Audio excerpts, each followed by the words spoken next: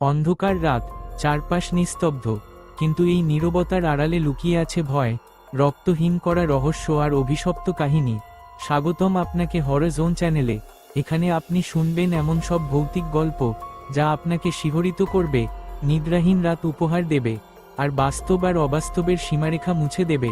যদি আপনার হৃদয় দুর্বল হয় তাহলে সাবধান, কারণ এখন শুরু হতে চলেছে এক ভয়াল যাত্রা যেখানে প্রতিটি শব্দ আপনাকে ঠেলে নিয়ে যাবে অন্ধকারের গভীরে। অন্ধকারের ঘর নম্বর 27।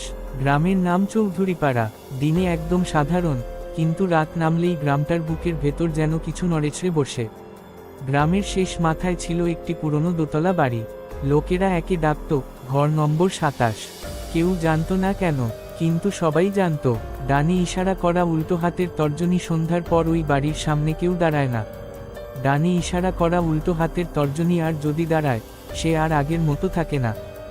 এক নতুন ভাড়াটে রাহুল শহর থেকে বদলি হয়ে এই গ্রামে আসে স্কুল শিক্ষক হিসেবে। বাড়ি ভাড়া পাওয়া মুশকিল। শেষে এক বৃদ্ধ লোক বলল, ঘর নম্বর 27 খালি আছে, ভাড়া লাগবে না। রাহুল হেসে ফেলেছিল। ভূত প্রেত সে বিশ্বাস করত না। 2 প্রথম রাত, রাত 11টা। বিদ্যুৎ হঠাৎ চলে গেল। ঠিক তখনই ঠক ঠক ঠক দরজায় শব্দ। রাহুল দরজা খুলে দেখে কেউ নেই, কিন্তু মেঝেতে ভেজা পায়ের ছাপ। সেগুলো ঘরের ভেতরের দিকে যাচ্ছে। 3 আয়নায় যে মুখ। পরদিন সকালে বাথরুমে দাঁত মাজতে গিয়ে রাহুল আয়নায় নিজের পেছনে কাউকে দাঁড়িয়ে থাকতে দেখে। একটা মেয়ে, চুল মুখ ঢেকে রেখেছে, গলা থেকে জল পড়ছে। রাহুল ঘুরে তাকাতেই কেউ নেই, কিন্তু আয়নায় লেখা ভেসে উঠল, ঘর ছাড়ো আজ রাতেই। 4 গ্রামের সত্য। রাহুল গ্রামবাসীদের জিজ্ঞেস করে। এক বুড়ি ফিসফিস করে বলল, এই বাড়িতে 10 বছর আগে এক মেয়ে মারা যায়। নাম ছিল নীরা। বিয়ের রাতে স্বামী তাকে মেরে এই ঘরেই পুঁতে দেয়। তারপর থেকে প্রতি বছর এক নতুন মানুষ এই ঘরে এসে আর ফেরে না। 5 শেষ রাত। রাহুল ঠিক করল আজ রাতেই চলে যাবে, কিন্তু রাত 12টা বাজার সাথে সাথে দরজা নিজে থেকেই বন্ধ হয়ে গেল। চারদিক অন্ধকার। হঠাৎ পেছনে থেকে ফিসফিস, তুমি এসেছো, এখন যাবে কিভাবে?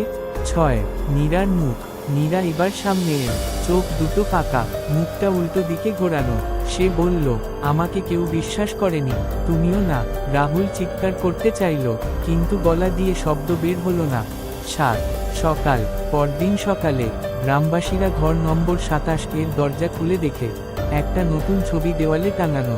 রাহুলের ছবি, তার নিচে লেখা, পরবর্তী ভাড়াটে স্বাগতম।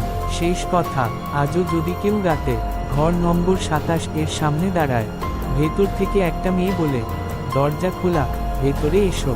শেষ। আপনি এখনই শুনলেন হরর জোনের ভৌতিক কাহিনী। যদি গল্পটি আপনার ভালো লেগে থাকে তবে লাইক, শেয়ার আর সাবস্ক্রাইব করতে ভুলবেন না, কারণ রাত নামলেই অন্ধকারে আবার ফিরে আসবে ভয়ের ছায়া। পরের গল্পে আবার দেখা হবে, হয়তো আপনার পাশেই কেউ দাঁড়িয়ে থাকবে।